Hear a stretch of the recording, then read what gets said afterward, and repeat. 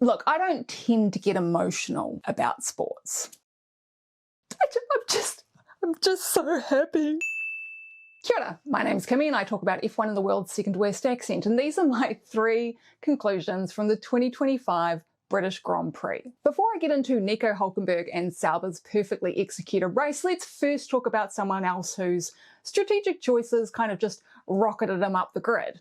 That's right, Lance Stroll. Stick with me, even if you're a Lance hater. I'm about to explain a little bit about how he got all the way up to P3 in so few laps. Until the point his soft tyres fell away in the final stages of the race, Lance Stroll was having the kind of Grand Prix that harkens back to Carlos Sainz carving his way through the field at Interlagos in 2019. As in, we didn't see any of it, except for maybe the odd, mini screen off to the side every now and then, or once, as I think it was. And it's hard not to come to the conclusion that the TV direction favours certain narratives around Lance, which is that they're happy to show in detail and on replay multiple times when he makes a big mistake, but they're not that bothered about highlighting when he does the opposite. And because of that, you could be forgiven for assuming Lance managed to make it up to P3 purely out of his pit strategy, but he also was making a heck of a lot of moves on track. And granted, this was because of his tyre advantage created by said pit strategy, but we all keep talking about wanting to see more overtakes, and in modern F1, overtakes often become possible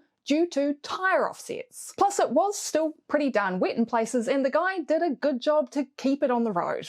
Credit where credit's due. So, the broadcast directors just think we're not interested in seeing those overtakes because it's Lance, I guess. Now, I won't get too deep into the nitty-gritty details of every move Lance made. However, I would recommend you go back and watch his second stint after the race went back to green flag conditions. That's the bit I'm about to explain, but it's worth a watch yourself. Watch the onboard if you have access to it. Now, on lap 7, Lance pitted for soft tyres, the only driver to pit for slicks under the VSC. Sector 3 was still pretty wet, but sectors 1 and 2 were an opportunity to make up some spots if he was brave enough. On lap 9, after a tentative start, Stroll first passed Ocon, then Hulkenberg, who very nearly made contact and was on the edge of pushing Stroll off onto the grass. Now, Stroll held on and he made it past Hulkenberg, and then he set his sights on Yuki Tsunoda. And he nearly got the move done a few corners later, but the still wet Sector 3 put a bit of a stop to the attack. When he resumed, the moment the dry line re-emerged, he passed Tsunoda at Brooklands, then Albon on the National Pit Straight, and then at that point, the rain started falling again. He pitted for a fresh set of inters at exactly the right moment. However, if that rain had held off for just a little bit longer, with Sainz, Alonso and Hamilton all tightly bunched together and with Sainz only a few car lengths in front of Stroll, it's likely that with 1 or 2 more laps of the wet weather holding off, he would have been chasing down Norris for second place. And that's not just second place on track. With all the cars in front of him still running on the same set of inters they started the race with, this would have been second place full stop. And no, I'm not making a joke or being hyperbolic here. When the rain really started intensifying, Stroll and Hulkenberg had a nice little battle at the start of lap 13 that lasted all the way through until the exit of Aintree. This is exactly the kind of thing they should be replaying during the safety car, but I don't recall seeing it, and after scrubbing through the footage, I couldn't find it either. Although, to be fair, the likelihood of seeing anything through the spray was probably pretty slim. While that battle was happening though, we were watching a pit stop replay. So whether deliberately or inadvertently, you kind of can't help but feel sometimes that the broadcast is indirectly feeding into this narrative that Stroll is the worst of the worst who doesn't deserve a seat. Drives like the one he did on Sunday show that on his day, even in the car he described in his own cooldown lap radio as he can be pretty good quality. He just needs to have more of those days. My second conclusion is that Charles Leclerc is on the tipping point. The way he spoke about himself this weekend demonstrates such an intense level of despondency with his own performance that it was genuinely concerning. It's giving Lando Norris pole-to-win ratio sad boy vibes. And considering how well he was performing in last year's Ferrari, apart from their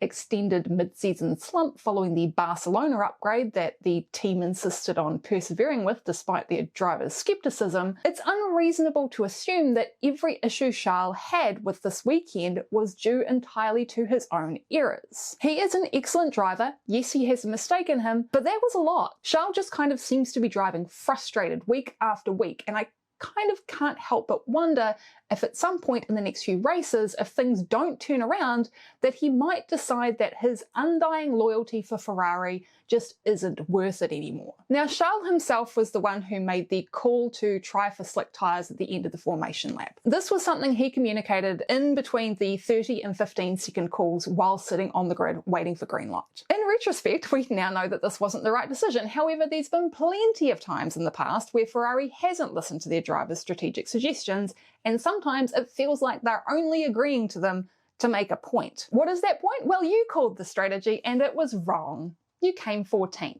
Next time, let us do it. You just focus on turning the wheel and pushing the pedals. At what point does Charles look at some of the midfield teams who are making out-of-the-box strategic calls but also doing it in a way that feels much more deliberate and ask himself whether or not he might have a better chance at a title being an exceptional driver in an average car with a team that knows how to leverage an opportunity rather than an exceptional driver in an inconsistent car that can, on its day, be considered a front runner, but the team's just not nailing it operationally. Fred Vasseur kind of came out of the box swinging when he started his tenure, but the reality is he's reached the point now that he's being hamstrung by Ferrari's Ferrariness. And I'm sure Charles is looking at Max Verstappen's 2024 Red Bull and asking whether or not he could do something like that in this year's Haas or Sauber, which might seem like a stupid statement to make, but when you consider that both those teams have been putting in the odd out of position qualifying and the number of times one of their drivers has made significant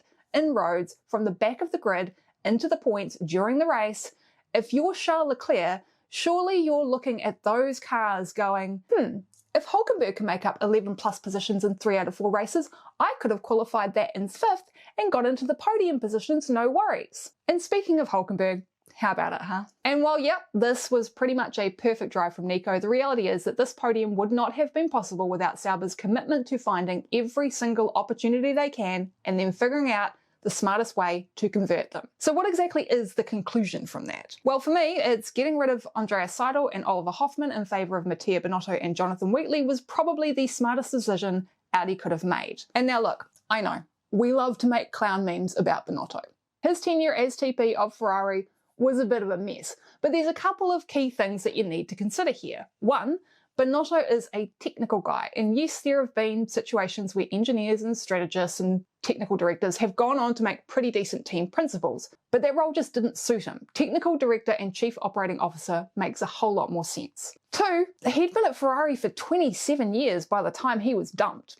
Safe to say he was fully ingrained in that culture, and stepping away for a bit has given him the ability to have proper perspective on where they were going wrong. Then adding Wheatley to the team stable as principal really is the final piece in the puzzle that pushed Sauber to level up. He did something that I personally greatly respect from a leader, which is sitting back for the first few weeks, observing everything going on around him, and then using those observations to create achievable actions. He didn't come in hot, he let everyone go on with their jobs, and now they're reaping the rewards from that outside perspective. Wheatley's had a couple of decades now to hone his skills as a leader after starting out his career as a mechanic, and that personal development is evident in the way he's integrated himself into the team. The team also announced their intent to develop a base in the UK earlier this year, which, while not operational yet or even really fully in process, it shows that they are really serious about properly addressing where their limitations lie. The decision was made by Binotto, and it's surely at least in part based on his experiences in Ferrari and their dogged determination to keep things within Italy. Ferrari now remains the final team to not already have a base in the UK or have concrete plans to set one up. And there is talk about them doing it, but it is still just a rumour. And I think if Audi does manage to figure out how to allocate the funds, or if the FIA grants them the budget cap extension that they're asking for, then once that UK base is up and running, if Audi manages to get the engine right for the new regulations, we could be looking at a team that's ready to challenge for 3rd or 4th in the Constructors' Championship. And I'm not going to go say flat out winning, but I think 3rd or 4th is a reasonable expectation. So that's my 3 conclusions from the 2025 British Grand Prix. What are yours? Do you think Franco Colapinto is donezo, even though he's got that sweet, sweet Carlos Slim money now? Do you think the way the McLaren drivers acted after the race in the cool-down room and on the podium was low-key kind of weird and a bit of an insight into where they're both at mentally. And do you think that Carlos Sainz needs to go see someone about all that bad luck he's having? Let me know in the comments. Thanks so much for watching to the end. Thanks also to my patrons here on the screen. You guys are amazing. And if you're new here, don't forget to click the like and the subscribe buttons if you'd like to see more videos from me. If you'd like to become a patron, the link is down there in the description and also right here on screen. You can support me for as little as $3 New Zealand a month, and it's pay what you like. When I start to add more benefits, every paid patron will receive the same regardless of tier. And that's it. Ka kite. I'll see you next time. I made the 1000 by the way. Thanks team.